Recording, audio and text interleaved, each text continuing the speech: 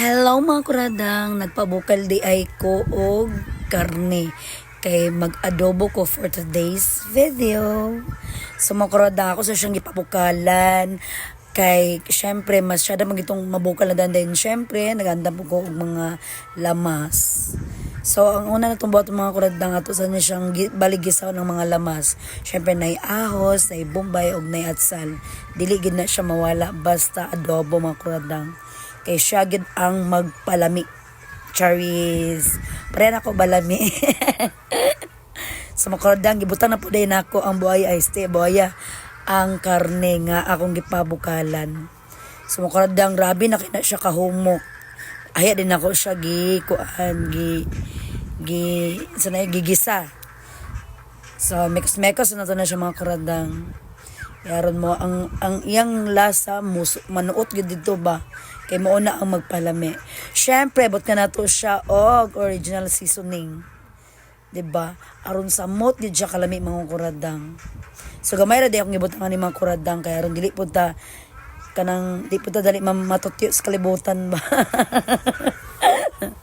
So next is ako siyang gikuan dayon kanang gibot ngan og toyo. Silver swan. So grabe mga kuradang, lami na gid kay na siya mga kuradang. Then but nga nato siya og vinegar gamay lang. Then syempre mo na yung magpalami. Sprite mga kuradang. No need water na kaninang imong ibutang. Siya rog di gid ta manambok anis. Ginoo ko mga kuradang una alam mo diri rapi kahumot. So syempre but nga nato og black beans. Kaya ron adobo gud siya.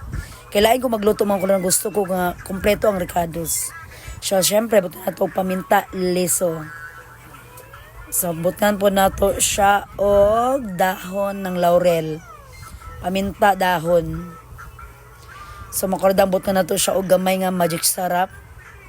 Nasa kanya mo lang malalasap ang tunay. Mga kuradang, din na ito lang ngayon pa. Ipakita na ko sa inyo ang adobo recipe ni Kuradang. Charan!